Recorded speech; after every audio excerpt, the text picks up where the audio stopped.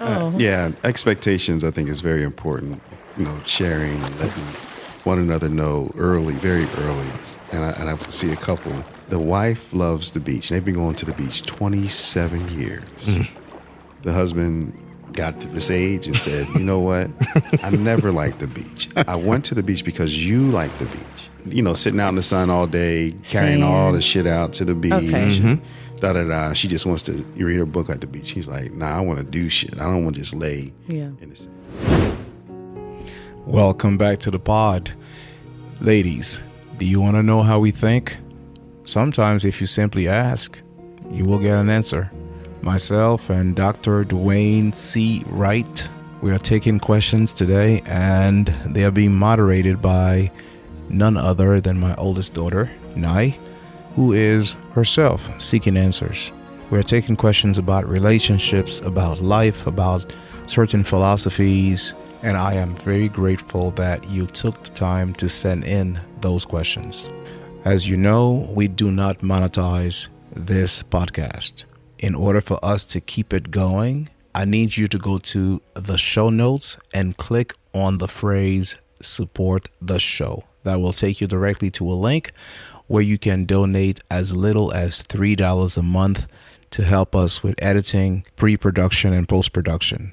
This way we can keep bringing you quality conversations as we've done for well over a year and about 60 episodes. Thank you. This was a fun one. If you've ever listened to our show, you'll know that I tend to be a bit more forthcoming with my responses and my opinions. Dr. Wright is a bit more tempered, so it's the perfect balance to give you the answers you're looking for. Welcome to Manhood Matters. Let's get to it. In the living room, finds his voice.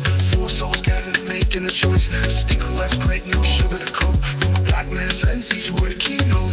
Mental storms, physical strife, hustling hard, the pulse of life, race love, and the entrepreneurs climb real tall echoes, defying time. First question is from a young man. He said, men seem more willing to forgive infidelity because usually they're just not talking about it. What does real forgiveness look like? Men seem more willing to forgive infidelity. Mm-hmm. No.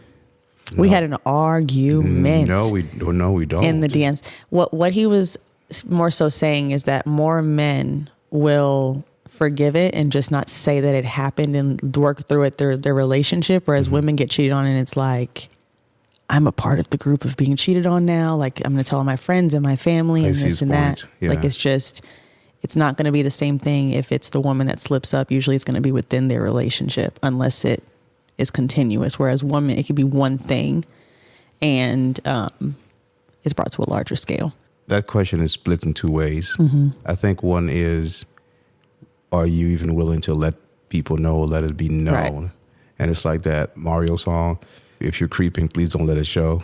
Because we're way too embarrassed to let anybody know that my girl ever cheated on me, because it's just like the most embarrassing thing. So, yeah, we don't want to advertise it. Right. But forgiveness, I think it's tougher for men to forgive when it comes to infidelity. I couldn't move on. Shit. Nope. He's like shaking his head. He's like, absolutely not. Nah. I think the same. Men are going to advertise it. Yeah.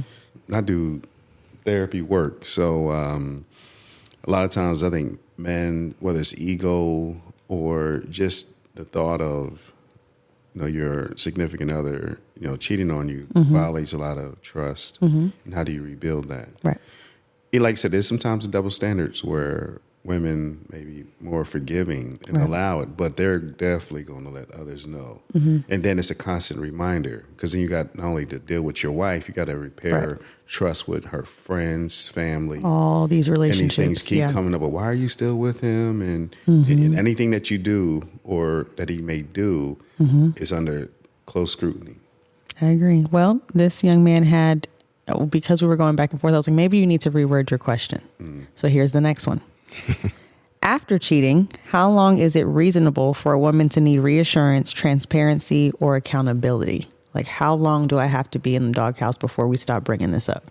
If he cheated? You said how long? Man. How long should he be on punishment before it's like, are we calling it or what? It just depends on the relationship and because if it's too much surveillance and because sometimes I have clients, it makes me think of a client that I have, and it's like the goalpost keeps moving, and he, goes to church, he shares his location, and it's like always something, and then she's making up new things. Oh, you need to court me more. It's just more stuff. Always something, yeah. Yeah, he's like, oh, I thought I'd done all these different things, and so I think it just depends. And then it's also the healing that the person who got cheated on needs to get some counseling or do some work, maybe new couples work. I think it's very important. I agree. Because if there's no accountability on both ends, then it's not going to work. Because she may be holding all the purse strings, like, you got to do this, you got to do this, but she doesn't check herself, or have accountability for her actions. Here's what I want to add. Let's start with the man in the relationship. They both have to make a decision after the incident. And the decision is, for example, for the guy, the decision is, am I willing to do what it takes? And what it takes might take years. It's the little things that will trigger her and remind her of things. It could be the smallest little incident, and there's always that little shadow of a doubt in her mind that this thing can, resurface. So you could give her all the assurances in the world. It could happen again. She has to make a decision. At some point, I have to know when enough is enough. He's done enough. He's proven everything. He's given me no reason. The sharing of locations, like you said, to me, that's normal in any relationship. Like, I don't even think twice about it. You don't have to ask me. I need to know where you are. You know where I am, but not because you're watching over me, but it's I don't know. It's a different conversation. But to me, that's just like totally normal. Now, to the guy who cheated, the real question is, how long are you willing to put up with this shit? Which sounds no, seriously. Which sounds and like the woman you needs have the to be nerve. Honest. Yeah, it sounds like you have the gall to be the one who want to put up with it. But here's what I mean by that. Right. You have to make a decision. Like, look, I'll do everything that it takes, and you have to keep reassuring her. But you have to already have in your mind, like, at some point, enough is enough. So you're, as jacked up as it sounds, you might be doing her a favor. In fact, if you go, look, there's nothing more that I can do. Yeah. I know I messed up. You can't apologize enough. But you can't live like this, and I can't live like this. Right. So we both need counseling. We both need to figure this out. But he has to understand that she's always going to have that doubt. I'd try, but at some point I have to be like, you got it, man. Enough is enough. You win. I can't. Because I'm going to have a lot of triggers. I already know that, so I wouldn't even want to put myself through that. It just any little thing, I'd be like, oh, I know what you're about to go do. Bless him, and he probably wouldn't even be. But I just can't. I know myself, so I wouldn't even try to do the let's go date more, or let me see your phone, or can I have your password? That just feels like a new job that I have because my partner was unfaithful. Yeah. And I'd rather not. So that's my boundary though. And I communicate that early. So I think that's another thing, is that everybody just like falls in love so quick, and nobody really talks about like, these are my hard no's. I will not like negotiate on these. This is what it is. This is how far I'm willing to take it. If this boundary is crossed, no matter what, I'm out of here. Maybe start communicating that in the beginning, men and women. When is it appropriate to introduce kids to someone you're dating seriously, and when is it too soon? Wow. Kids are tough. And kids are often quick to adapt to people. Yep. And if they get sort of snatched away, and then it's like, who was that? Or where's uncle or auntie or whoever you introduce them to? I think you should take your time. Like, when you really get serious about possibly, taking things to the next level, I would say introduce to adults, get the feeling about your adult friends, but not even that too early. Just making sure, you and your, whether it's your parents or your aunties or whoever, just be patient in trying to introduce people to your family. But your children, you got to take your time, because you don't want to hurt them, because kids attach much faster than adults. Yeah. I know now that if I would be entering a new relationship, I would have certain conversations, right? I would have these conversations about finance, about merging finances. I would have conversations about our aspirations individually and as a couple, how we support each other, how we grow. So, it's like a video game and there's levels to everything, right? Just like a tournament in sports. At some point, you're going to play the best team if you want to win. You're going to play all these mediocre teams. You're going to play medium teams, and you're going to play good teams. And then you got to play the champ, that won last year. You're going to go against, if you want to take that trophy. So it's like this. We have to keep climbing in the questions and conversations. They get tougher, more real, and more difficult. To me, the very last one is the child conversation, is the introduction of our children. We talk about everything else. So we get serious enough, to me, where we feel like we've gone through everything. We know where we want to be as a couple, what our goals are. We get to all of this, and we're like, well, now this is it. This is the last test. We know everything about us will work, and now we have to see if this works. And if it doesn't work, it's just like, hey, we've gone far enough. We've gone as far as we can take it, because this is not going to work. Everything else about it was great except for this. To me, that's the last thing. It's the attachment. I don't have the credentials to speak on this. From my experience, what I will see is not so much that they're attached, it's how they view you, right? Because you introduced them to one person and that didn't work. Well, you introduced them to somebody else and that didn't work. So they're starting to see you in a different lens. And that's the last conversation. That's the tournament fight right there. I agree. I would say also the parenting style of the partner that you're bringing into your child's life, making sure you and that person have the conversation about parenting styles and even their relationship with their parents. What's that like? And then wanted to observe that. So I think you have to do a lot of research and observation of them with their parents, if that's where the relationship is going, because that says a lot. Yeah, I would stress that point actually. That's really good. That's all part of that conversation. Make sure you're asking the little questions with the new partner, because I think people have to go when you're in love and you're planning your family and you're having your kids. Everybody agrees with everything. It's like you might disagree a little bit on discipline, but then that's about it. You're not really talking about much. But then when you get out of that relationship and now you're co-parenting and then you're trying to date with children, slow down. How do you feel about discipline? How do you feel about what school they're going to go to? How do you feel about zones? How do you feel about, down to vaccination conversations, everything, pickups, extracurricular, how hands-on are you with this? What are your strengths when it comes to homework? Have the little conversations, but completely spread it out before the children get involved, I would say. 100%. Yep. Okay, now we're going to get into the women are mad questions. Why do men feel like they tolerate more bad behavior from women than women tolerate from men? Why do we feel that we tolerate more bad behavior? A lot of these women? questions came in as like a paragraph and then just throwing a question mark on the end. And so I had to change it to an actual question. And so it came off like this guy said that like men are constantly tolerating bad behavior and women just like get a pass on just having all this bad behavior. But then as soon as we mess up, it's like, if I can throw my 2 cents. See, the thing is, I'd love to understand the context of the question. Right. I almost wish I read the whole paragraph because I don't know where the person's coming from. But I will say that I think it tends to be true. Yeah. Because I don't mean bad behavior in terms of like infidelity or something crazy. I'm talking being about able to be physical, being able to be unkind, cursing at them, talking to them any kind of way. What do you mean? Like that's some next level shit. What do you mean physical? Well, just like maybe not like punching him right in his face, but like being able to just like push his shoulder, whatever. Like a man can't even playfully really do those things back. He can't just call her out of her name. He can't like be playful in that way. But I guess what she's saying is the man finally had enough and been like, you can do whatever you want because you're a girl. And that's just like you being like tough. But as soon as I'm disrespectful, I'm disrespectful. I find that other than beauty, women, the standards are not lowered, but we have a lot more grace. We give a lot more grace, I should say, when it comes to women. Now, men, again, we're visual creatures. The reason we're attracted to you in the very first place is how you looked. First, because of how we think, and then everything else develops around that.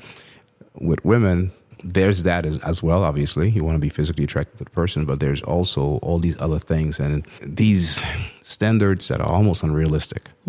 So we have all these things that we have to hit. And I think maybe that's what this question is, referencing. Like with a woman, you want us to support you, be here for you, be your rock, talk enough, don't talk enough, ask me more questions. You're talking too much, be more sensitive, you're too weak. You have all these things that are happening, and we have to just like juggle all these different things that you're trying to make us into that we were not. We're trying to be for you.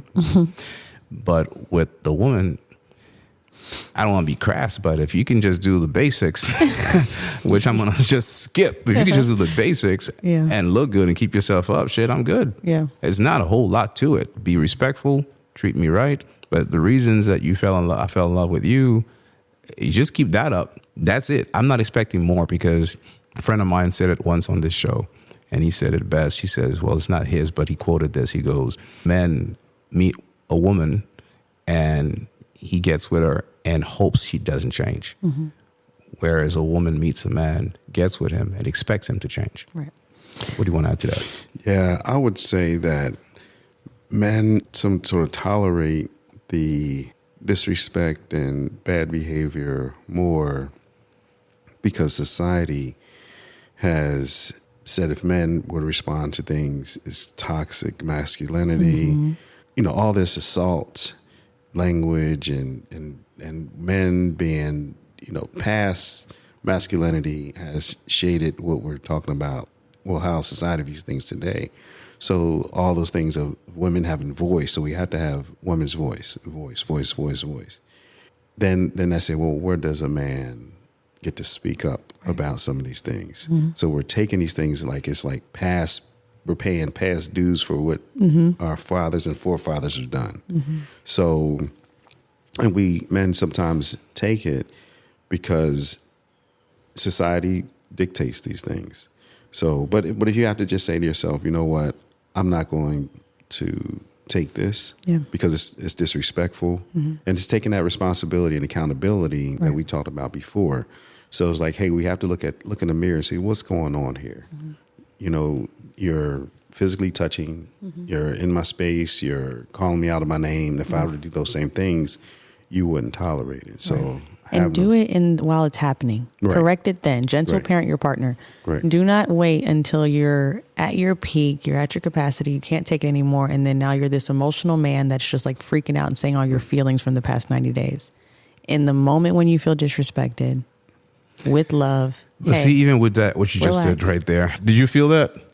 That shot, it wasn't meant to be a shot. What I'm saying is that's how it's going to be received. And when women are not wanting to hear, you always do that. Every time it's like, you've been doing this, you've been doing that. Because then it's like, wait a minute. But let me have you understand something real quick. See how you just said that? You want us to do X, Y, and Z, but that's just not the way I am. Yeah. First of all, I try not to react to everything that you as a woman do. What do you? I think that I'm above it. I try to get past it. I ignore it and whatever. Mm-hmm. I've actually had that exact discussion in my relationship where it's just like, well, why don't you say something? This happened 2 years ago. I'm just like, I let it go because A, I didn't expect it to reoccur, and B, maybe that's what I was trying to be too big, for this problem, and I was just above it, and I was just like, you know what? And also, I'm trying to avoid fights. Yeah. So I don't want to be arguing with you. I don't want to be fighting with you. And you did something I didn't like it. I just let it go. Mm-hmm. But then you do it a few more times, and finally I go, hey, I don't like this, and here's why I don't like it. And then I bring up the last time. You're like, wow, you should say something. That was 2 years ago. That doesn't matter. Well, it took me a while to get here. And what you just said is more like, well, this is how you should behave, and you should gentle parent right then and there. This is what I mean by the expectations that we have of men versus the expectations that we have of women. Yeah. Right? Because if a woman doesn't do this, or if she brings it up, or she does whatever, I'm not going to say this is the way you should have handled it. God forbid. Well, I'll say on my side, because I'm spicy and I'm developing, I'm working on it. And so I'll get corrected now where it's like, oh, that was spicy.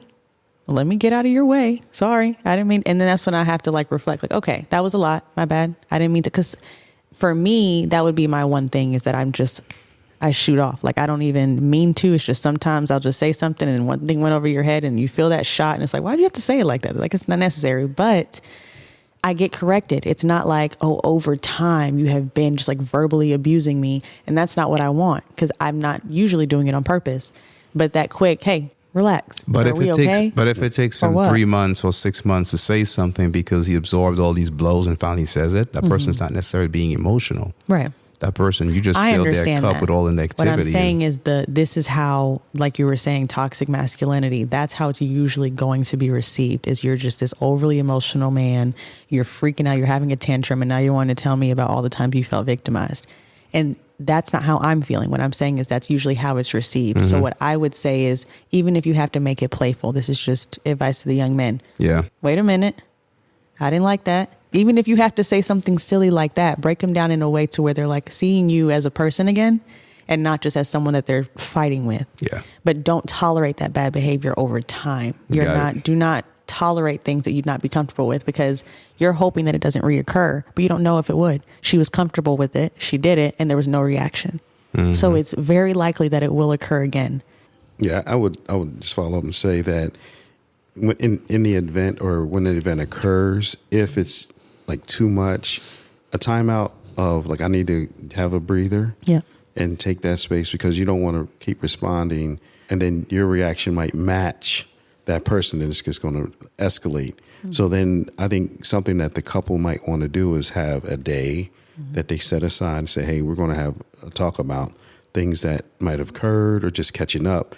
And hey, on Tuesday, things got a little spicy and that really, hurt my feelings, or I don't expect for you to speak to me that way in front of my mother, or whatever it might have been, because it's not healthy. And make that day when you guys have those conversations, like, this is a safe space to have those type of conversations. Like you said in the beginning, like having those conversations, like, this is what we need to have, those boundaries, communicating early.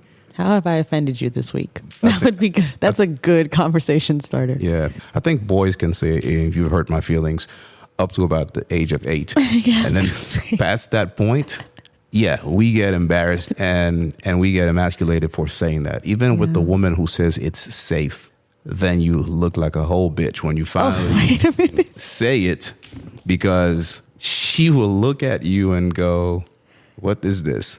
That's what I mean by the double standards is real in both sides. And this is one of the things that I don't think we have. Do men ever really feel safe? I don't. I don't think there is a safe space for men. There is. It takes a certain maturity on both sides, right? It takes a certain woman to give you that safe space. It takes that. It does exist. Don't get me wrong. What I'm saying is that the majority of the time, you'll hear that it's okay. We want you to be able to express your emotions. And then when you do, you're viewed as weak, and you're viewed. And that's a fear that we have as men. We'd rather say some cool shit like, I felt some type of way about this. Yeah. But I'm not going to say. My feelings were. See how you just did it? See, that's how they think. That's how I would say it for me, though. That was not nice. That was so nice. You can say that. Well, oftentimes we try to use language that, as a therapist, try to encourage language that everyone uses. Yeah. Because then it's like, well, I got to use this masculine tone, like, it hurt my feelings kind of way about it. That's cool. But it's like what she would say, is this safe? Trying to get into that language or that environment. But I get what you're saying about them then weaponizing your emotion or your vulnerability. And later on, it's like, oh, you just a wuss or a simp or whatever. Yeah. It's like you're just trying to communicate, this is how I feel, and this isn't healthy. So I may not want to remain in this relationship because it's not healthy for me. Right. Because then I have to, hide, and I have to not really express how I feel, because if I do, then you're, using it against me. Right. So. Oh man. Okay. This one's funny. Be honest. What are the biggest signs that a man is lying other than noticing right away? She said, be on, don't you sit up here. She doesn't even trust you guys. That's crazy, right? She's asking us and telling us we're already liars. Be honest. How do you know when a man is lying? You and I had this conversation yesterday. So let me tell you, we are not good when we're lying at follow-up questions. We have not thought that far ahead. So if you want to know if we're lying, I actually heard this from a comedian, Ryan Davis, a super intellectual guy. Ask follow-up questions, because I'll tell you a lie. But if you give me 2 follow-up questions, you go 2 layers deeper, I'm stuck. Right. And then it's just like, oh man, I didn't think we were going to go this far into it. So then if you want to know, ask follow-up questions. Also, we're not good at remembering the lies. So maybe be patient. Give me like a week and come back with the same questions. And it'll be a totally different answer, because again, I thought we got past this. So as far as how you know when a man is lying in general, other than you have to know your person. You have to know who you're with. Zola knows when I'm lying, because she'll ask me, did you water my plants? And I didn't. You look like 5 years old when you lie. Yeah. You just go, oh. As soon as I go, yeah. She goes, God damn it. You Forgot my plans. totally forgot.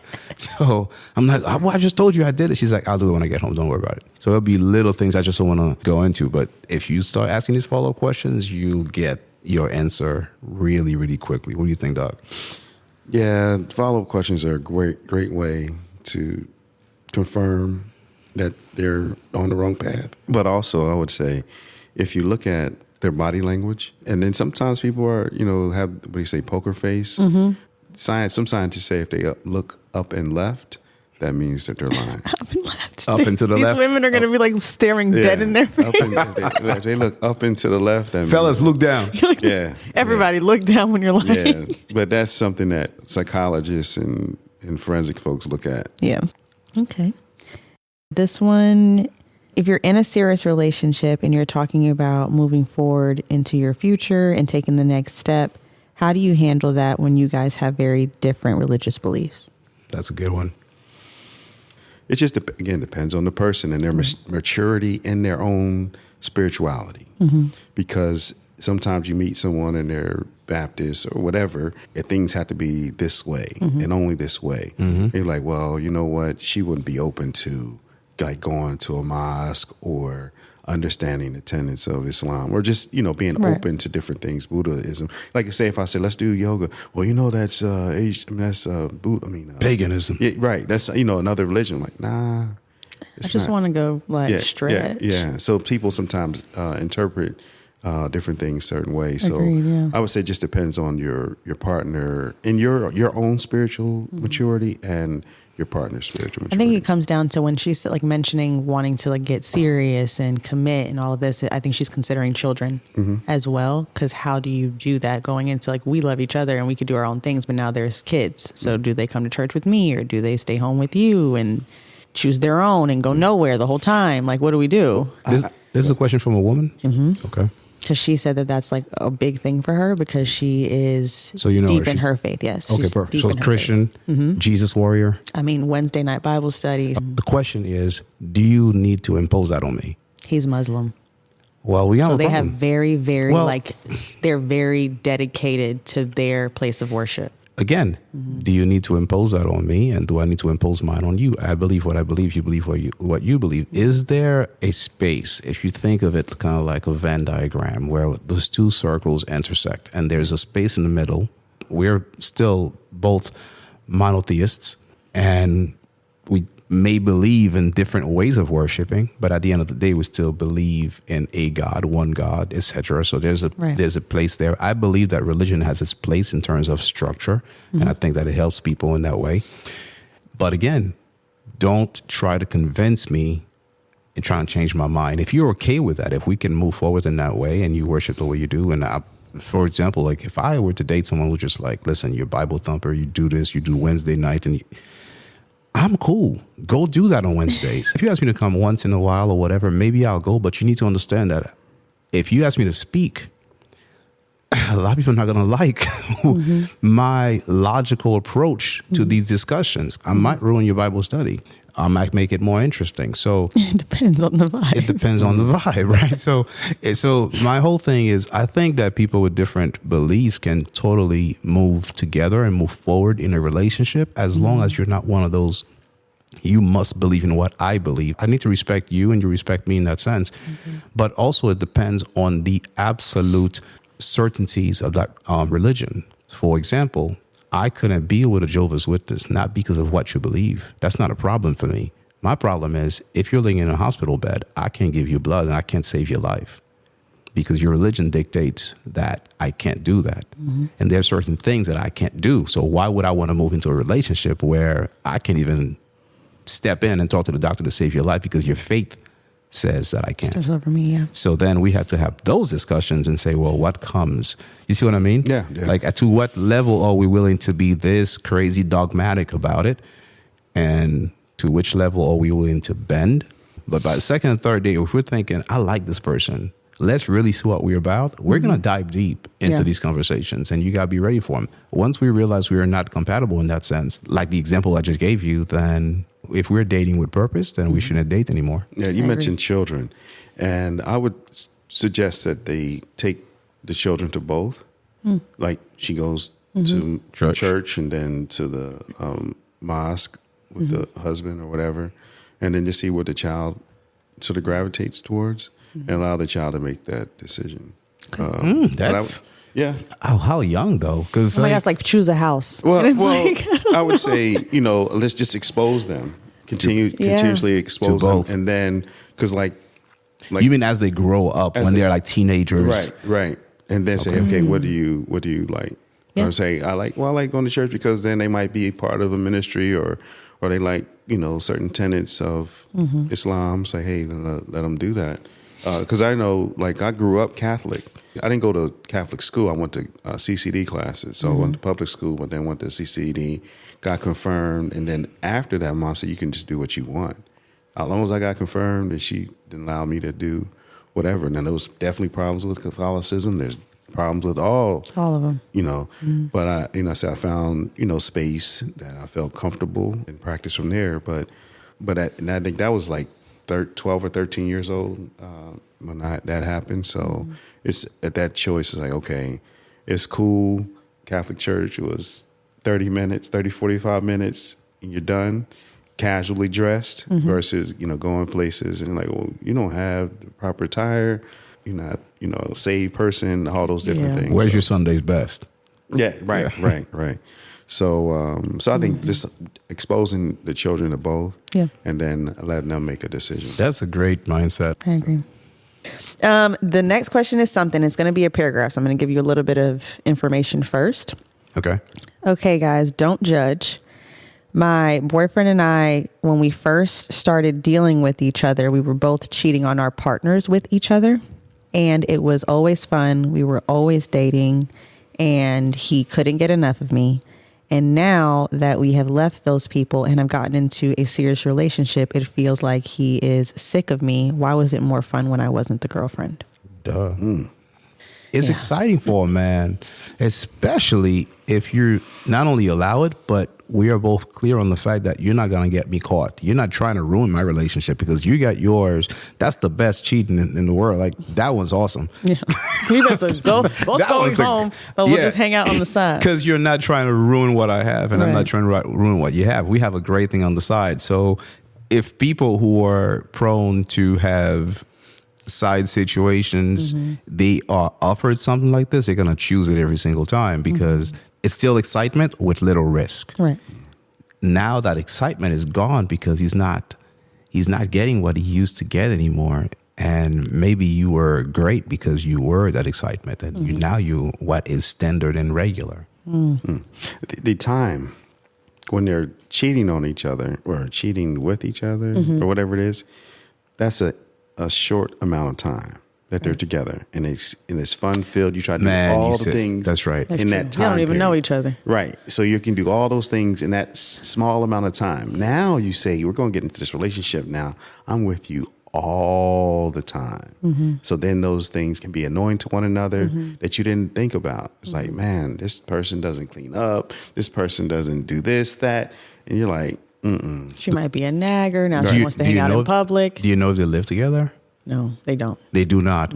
So that's not even like they're spending all the time together, but they're spending enough time together. A lot more, Because yes. now you're my person, I'm your person, and all of that. To your point, I never thought about that because you're right. Now I get to realize that, this is annoying. I didn't know that. Right. Because I saw your best because I only saw you for a couple hours here and there. You lose them how you got them. yeah. You know, that's where you got them. Yeah, because now I have to be thinking about, it's possible. Yeah. Like, I know you in real life. I'm in, it's good for a man to be in a relationship to be thinking, and I'll speak from a man's perspective. I know your past situations as far as people you were with. You were faithful, even in the worst situation. Like, you had a marriage that didn't work, but the entire time, even though you were miserable, you were faithful in that relationship. Yeah.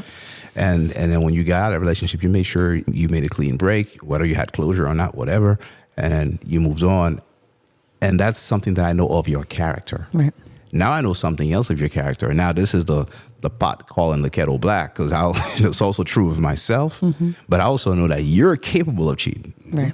And it makes for an uneasy type of... But a lot of times people think that they want something, like they want this relationship with this person, but it's really not what they want. They want more. and they both probably want more. But then they're trying to convince themselves, oh yeah, I'm trying to hang it up. Like, nah, a cheater is going to be a cheater. I mean, some people can reform, but there's some folks who like to cheat. I disagree, but hey. Well, it might be a small percentage, but I think what's weird about this situation, and I guess that's why I threw it in here, is if you guys were okay with being in a relationship, then why not just stay.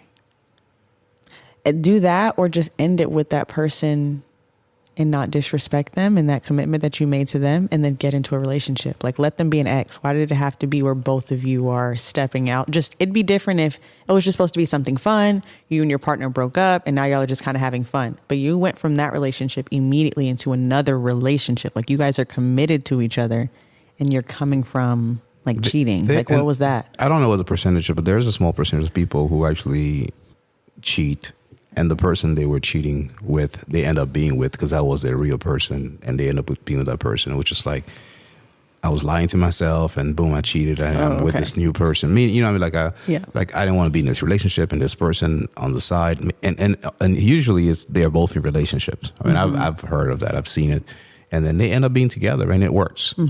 It's usually a bit more than just the physical, attraction. There's a whole lot more. You observe and watch this person for a long time. Sometimes it's years, and then by the time you get together, it's more like you're able to breathe because finally you're with the person you were meant to be with. But that's extremely rare, and that's far and few in between. Not that that makes it right either, because again, you were lying to someone else who put their trust in you. Right. The real question is, I think we talked about this earlier, it's like, you need to be honest about and have a real conversation with this person about, is this what we want? We ended up in a situation, but what do you really want out of it? Because for me, he's giving you all the signs, because we are not good articulators as men. Sometimes we just want to spare your feelings. Sometimes we're just not going to tell you. But maybe he's just like, if he could simply say to her, you know what, this was exciting while we were doing it in secret. Now that we're together, I'm realizing there's some things about you that I don't. Even though you're a great person, you're wonderful, and I can like you, and I could love you from a distance, but I can't really see myself being with you, because in that sense, I don't find that I'm really, truly happy. I hope you understand. How wonderful would it be if people would just be like, that makes sense. Thank you for telling me. Thank you for being honest with me. Let's shake hands. Let's shake hands. Let's part ways. No, but what we expect as men is you're about to blow up. Yeah. What are you talking about? I don't have to deal with this. Someone's just going to go and do something else. Yeah, I just got to make you my girlfriend, and then I'll just find another. No. Oh, okay. This is all play. Okay. Yeah. Maybe they have attachment issues. Sure, yeah. Or maybe being a girlfriend was her condition now that she's single. And so to keep what he already had, I guess, he's just like, yeah, sure, I'll be your boyfriend. That's fine. I was already a boyfriend before. It didn't stop anything. If people understood the power of just being alone, just be alone, grow, figure yourself out. Love you. Learn to love you. Yeah, but that sounds lonely. I think when people say that, they don't give the instructions that come with that type of advice. We're human. You have men and women with hormones, and sex is a key driver for that. And for the woman, she doesn't want to be, to some degree, depending on the woman, she might say, well, I'm not just having casual sex. I need to be in a relationship. So that could be her standard. Meanwhile, so you enter relationships to have sex, but is that the wisest thing? But then you're having sex with two people in a relationship. So it's like, well, no, I mean, even if you just enter a relationship, forget cheating. Like, let's say I'm saying sometimes you enter a relationship. Just for that. Totally. I have someone in my family that got married a bunch of times, but it was simply because she would not sleep with a man until she was married to the man. So every time she got into a relationship, they were married. Several husbands later, like 6 later, it was simply because the only reason that your key driver was, yes, you like this person, you're attracted to this person, but at the end of the day, you had your standards. Your standards in this case worked against you. You entered all these marriages. They weren't going to serve you at all because you had these standards. With the man, he might be in a relationship because he's trying to have sex, because you want to have sex without the relationship. So he's going to be your boyfriend. Okay. That's interesting, though. Okay. But yeah, girl, for me and to that boy, you guys need to separate and be better humans and develop. I don't think that you guys need to be in relationships. It's no fun being a girlfriend because you have no business being a girlfriend right now. Take your time. Yeah. What's one dating lesson men wish that women learned earlier instead of the hard way? This one's a hard one. I have one. And I've gotten into debates with my wife about this because she calls it lowering the standards. And I disagree. But I do think women need to be more realistic. And it's not lowering, but be more realistic about the standards to which you hold a man. Okay. So early on in that, it's not even a relationship, but early on, just in the encounter, getting to know each other, you set the bar.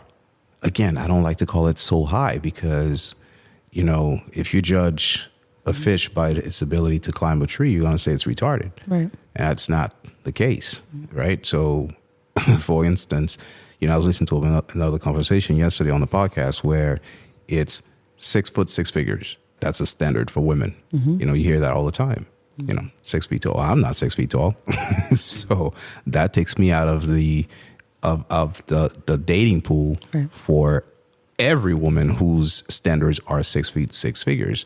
And that's okay. But if a woman says, well, okay, I'll lower my standards, then I'm like, what do you mean lower your standards? You need to lower your standards to date me. I am the standard. What the hell are you talking about? So that's why I go back and forth with the whole lower your standards thing. And I don't like that term in that sense. But what are your expectations of a man? You want to get the perfect man all into one. You're going to find the man that has the physical attributes. Maybe he's got the income and all of that is good. And that person may not be the best protector. You know, down a dark alley, something pops off. You turn around, he's like, come on. And you might find that person is very protective, but that person is overly protective and now you can't breathe. So you have to realize that there's going to be, you know, think about, you know, a graph that goes up and down, up and down, up and down based on certain things and based on certain things that you're looking for. And you have to realize, you have to accept, hey, I'm going to take some of the bad stuff. Maybe we can work on it together, but I can't expect it all to be linear. Like everything's just great, flatlining at the top because he's meeting all these expectations. So you have to, in that sense, it's not lowering your standards, but be realistic about what you can expect out of a man, because we're having to lie and juggle and do all these things to pretend that we are these things. We are not. Right? We're not. We're great at certain things. I'm going to be amazing, better than any man you could have wished for at certain things. And I'm going to, this is going to be funny. I'm going to fall short in some other areas. But then again, it's looking in the mirror. Like sometimes I hear this shit. I'm like, nigga, I was going to say something else, but it's my daughter's here. So I'm going to, are you perfect? That's the only question you got. You know what I'm saying? Like, you know, I'm looking at how you take care of you, right? And I'm looking at your aspirations. Are you settled?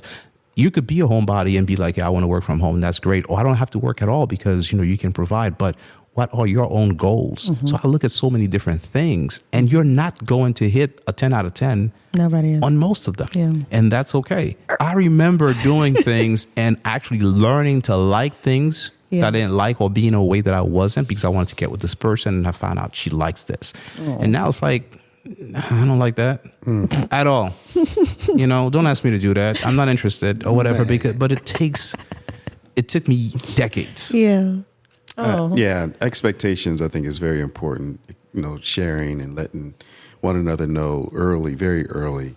But like you said, we'll do things. And I see a couple that the wife loves the beach. They've been going to the beach 27 years. The husband got to this age and said, you know what? I never liked the beach. I went to the beach because you like the beach. And then he's like, I said, what do you like? But then you had to figure out what you like. So, man. What, is he a mountains guy? That's just not the beach. That's fun. That's He funny doesn't want to go to the beach. It doesn't be, I mean, you know, sitting out in the sun all day, carrying all the shit out to the beach. And da-da-da. She just wants to read her book at the beach. He's like, nah, I want to do shit. I don't want to just lay in the sand or on the beach in the sand. That makes sense. So and she was like floored. She's like, but we did so much, 27 years. She's like, for you. And that's what sometimes we get caught up in, not voicing our opinion. You know, just trying to make the happy wife, happy life. It's like, no. Oh, I hate that. I say that. Oh my God, we're having the same conversation as yesterday. It's like deja vu. Yeah. I'm like, but you're not actually happy, and neither is your wife. Well, So your what are wife, you your doing? wife may be happy No, because no. Oh no. Because you're pretending. That's what I'm saying. I think oftentimes she's happy because she doesn't know. Maybe she's satisfied that she's get to do her Yes, thing. yes. But But he doesn't look happy next to her. Yeah. He's like laying there groaning, waiting for the stuff to get piled back into the basket. The saddest thing a man can say where you just feel like, oh, that man is resigned to misery Yeah. is when a man says, happy wife, happy life. Because I hear it all the time. Like and I'm whatever you makes sound her happy, I'll do. sad. Right. So just expressing like what you want, and it's okay, and be ready to hear something that you may not want to hear, and be okay with it. It's like, because sometimes some women early in those dating things, they want or have this expectation, like you guys were mentioning these lists, like that shit ain't real. Yeah. It's not. Yeah. So just put the list aside. Get to know that person. Spend some time trying to understand that person, digging deep, trying to understand their family life. Because, like, man, you start to understand their family situation, structure. You're like, holy shit, I'm about to get involved with somebody who don't like family. Right. And they talking about they want family. Like, nah, you don't want no family. Next one. How should a woman communicate fear of commitment without pushing that person away? So, well, part of it is understanding why you had that fear. Yeah. Is it your family history? Are you going to go dock on me right now? No, This go is not ahead. my No. question. You know what? She said that because you did go dog on her, and you hit the nail on the head, brother. Go ahead, preach, dog.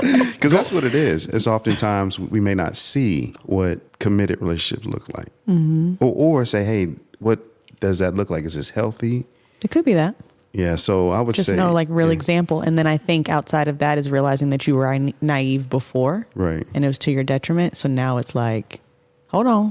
Why are we holding on? Because just hold on. But what's that big pause for? That's what we have to understand. So you have to figure out. I don't know. Well, again, it's fear. I think it's usually men that are scared have that fear of commitment. So then when women are scared too, it's like, wait a minute. No, I'm ready. So what are you doing? Why are you? Yeah. You should be ready when I'm ready. All women are ready. Well, most women are ready. Yeah. But there's always There's a few that are like, Right. And because Hold tight. Because they see parents, they see friends, they see folks getting cheated on and all those things. Like, nah, I'm not ready to commit to that. No, thank you. Yeah. So I mean, it's the trying to not push someone away is you never know when someone's going to run or go. Yeah. And because sometimes if you're pushy about the relationship, that might make someone run as well. Exactly. And so it's the double-edged sword, but it's just having that constant communication. Like, this is what you expect. This is what you want. Now, if you want a committed relationship, say, what does that mean to you? Because everybody's definition is different. Yeah. Like, this is what I see, as far as moving together, getting deeper into this relationship. You talked about those hard no's and those boundaries. Yes. Like, hey, how now I express that? What do you think about that? And then let's move on. Yeah. So do you want a committed relationship? Yeah, I want one. But do I want it right now? Do I want to make sure I have myself financially straight? Yeah. Or my spiritual self straight? All those things I want to have done. Or do we want to do these things together? Okay. Yeah. Good advice. What about you? I don't know the how, but I know that it needs to be communicated, and you have to take the risk and understand that you will be, or you might be, pushing this person away. Yeah. But to Doc's point, he hit the nail on the head. The question is, why are you afraid of commitment? What have you seen? What have you lived to make you afraid of commitment? Because I could gain you a bit more points with me in terms of being patient. Because if I understand why you're that way without maybe knowing every single thing about you, then I could be like, all right, I get it. Because you'd be surprised. A person likes you, they're willing to, and they understand some things that's happened in your past that have shaped you. They are totally okay with being patient and giving you a lot more grace in that particular area. But if you're not communicating it, if you're just pushing me away, then first of all, as a man, I have an ego. So the first thing I'm thinking about is it's me. It's about me. And then, of course, as a woman, you're going to get mad and go, it's not always about you. How you make this about you? Well, it is. All I'm thinking is I'm doing something wrong. I'm not doing enough or whatever it may be. So I'm not thinking of it as fear of commitment. I'm thinking there's something wrong with me. Because what I've always believed is everyone wants to be in a relationship. So when someone says, I don't want to be in a relationship, the with you is silent.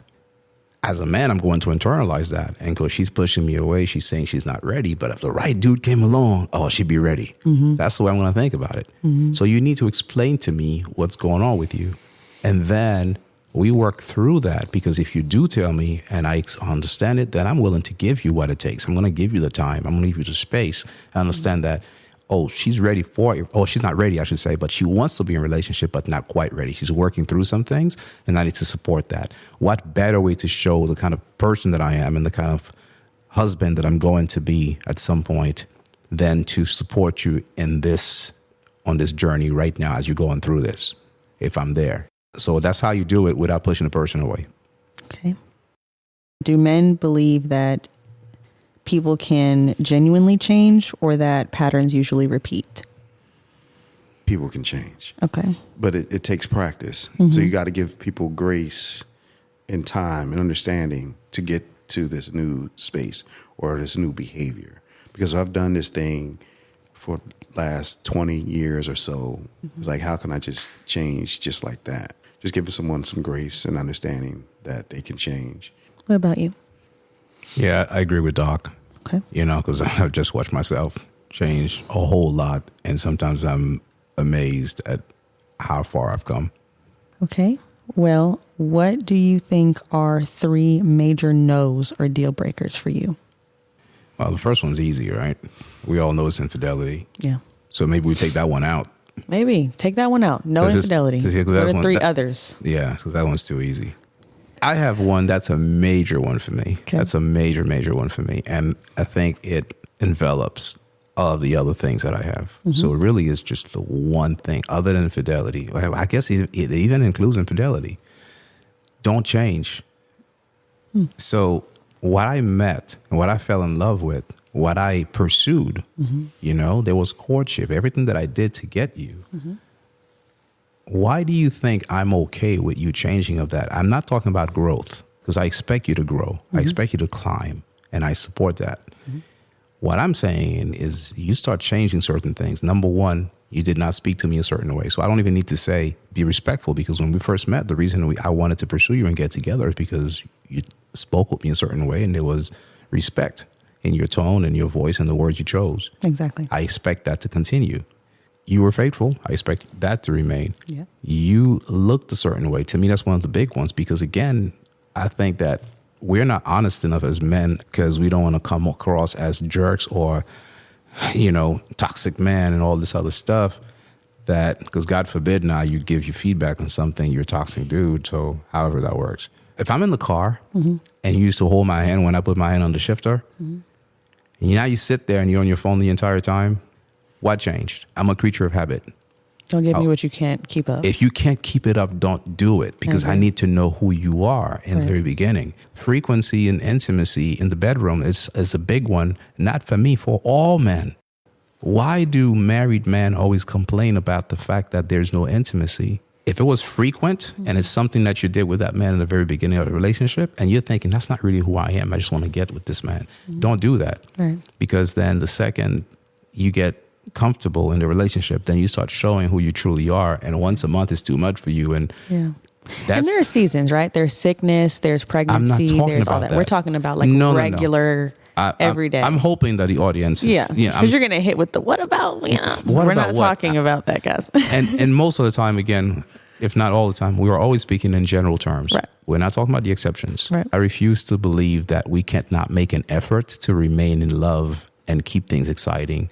Yes, again, like you said, there are seasons. We're going to go up and down, and there are times where I'm not even going to like you. There are times you're not going to like me. But there's something that was part of the foundation, and we both should make an effort to court each other throughout the entire relationship. Yeah, man, it hit a lot, man. You hit a lot. It That was good. Because you mentioned like you don't want someone to change, Yeah. right? Sometimes deal with couples, people's love language change. The touch might, as she gets older, her body is changing, hormones change. So you have to keep in mind that we do all change, but sometimes like that might impact our relationship. Even like you mentioned, frequency of intimacy, and that's intimacy, just touching Sure. is intimacy. So because I have clients who decide to have separate bedrooms. Why? Because they want to sleep. They want to have sex, but they want to sleep too. So your CPAP, your snoring impacts my ability to get some sleep. Yeah. So you go over there and sleep. And then when we need to make the business happen, we come here or go over there or wherever, but we sleep in separate spaces. So things happen and we get older, our bodies change. So we have to keep in mind those things because, my love language, I was acts of service, but now mine's changed too. I like words of affirmation. Now my wife's things was words of affirmations. And now she likes service. So sometimes things change and switch. So I've been stuck in service. I mean, I have not. It's been service, and I think it's going to stay service. okay. I love a good acts of service. Help me. Oh, so you like to receive? What? I like to just, if, for instance, I mean, I don't know if this is actually acts of service, and we can cut this, but if I am coming home and I have already made dinner, but I'm coming home with more stuff from the store, and then I need to go give the kids a bath, and then I come home and the kids have already eaten, dinner's put away, the bath is already running, I just need to put them in. Like, to me, that's a lot better than coming home to like a teddy bear and chocolate.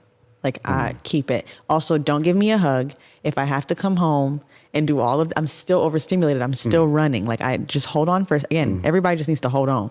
And so making my life just a little bit easier, also telling me that I'm the best person in the whole entire world and you love me so much and I'm so pretty, and I have to come into this stuff that I still have to do. To me, if you make my load easier, I'm more receptive to all the other love languages, I feel like. So I am more of a receiver of service. Yes. Gotcha. But I'm also that way. Okay. I give love in that way, but I think that I'd like to love people how they like to be loved. So even though that's the way that I am, it's not usually received the right way by other people because it's like, yeah, you did that for me, but I would have preferred. And it's like, yeah, that's fine, but I'm always going to try to make your life easier. Gotcha. And that's just the way that I like to be loved and that I love. But I think, yeah, people do change. So, I mean, I answered that question by going way off on a tangent about what I don't like, but it did include everything. So, Yeah. what's your answer to that exact question? What are your no's? My hard nose. Your hard nose, man, yeah. Then infidelity is, I guess, at the top. We said, You can't use that one. yeah, Because that one goes without saying. I would say for me, man, not having, I guess, respect for the things that I love, like family. If you don't love family, then I said that's a hard no for me because I love family. I love doing family stuff. A hard no would be not being able to do things that I like to do. There's one we never even talk about as men because we don't think about it until it happens.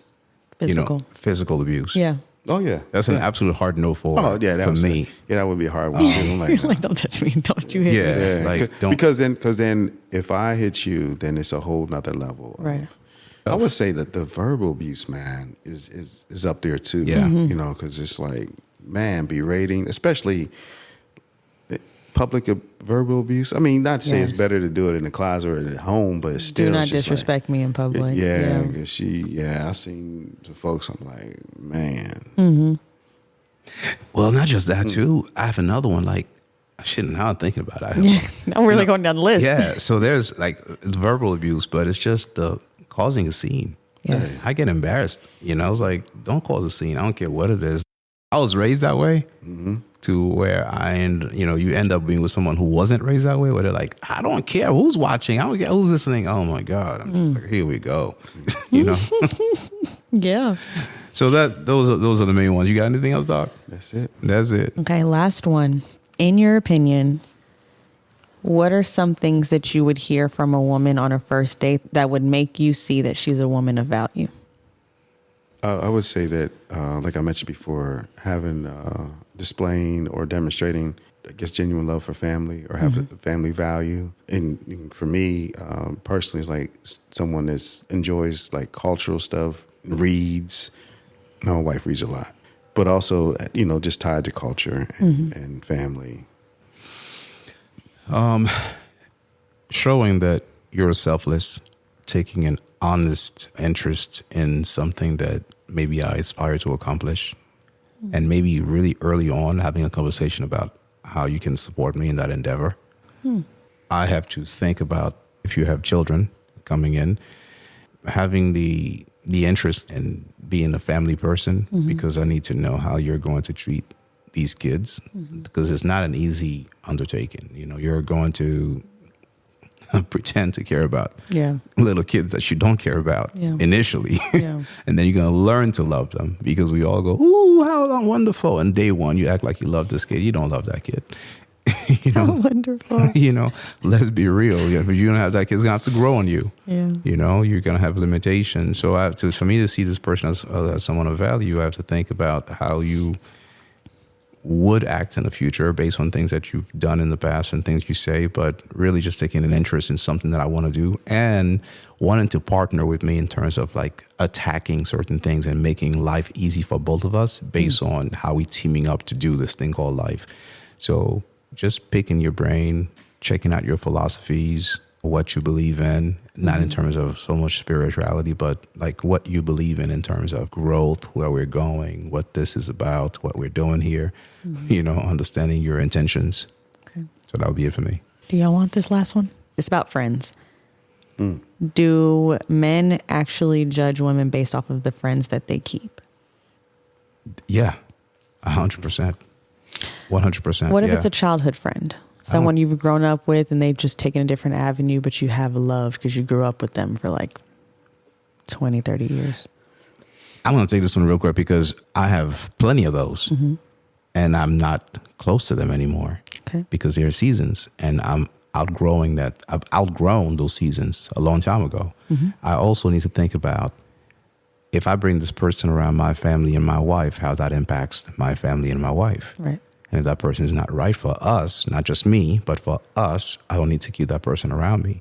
So I do judge you based on the company you keep.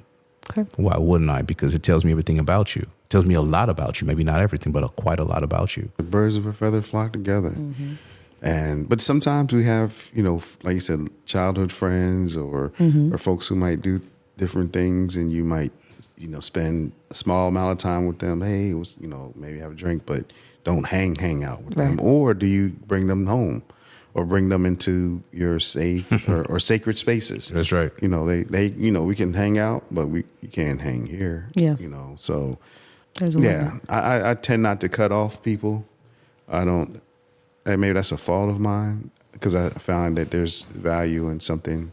But I know people cut me off. I'm just total opposite. I don't say, Doc, do you have the same phone number from 20 years ago? Yeah. Damn.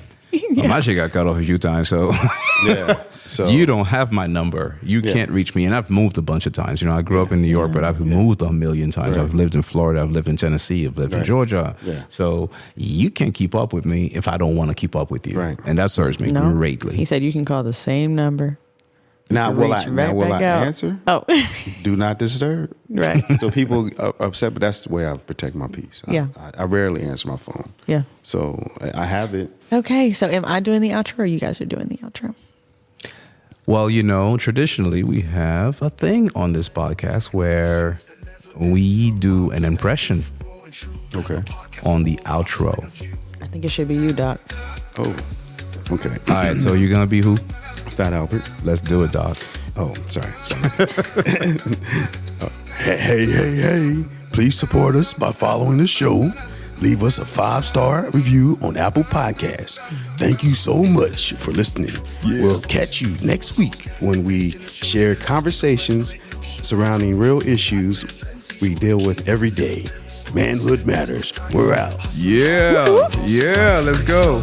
It's always funny how people start and then by the time they get to the last Like, sentence, okay. they just go back to the regular voice. They just fade out. Tackling issues that never end.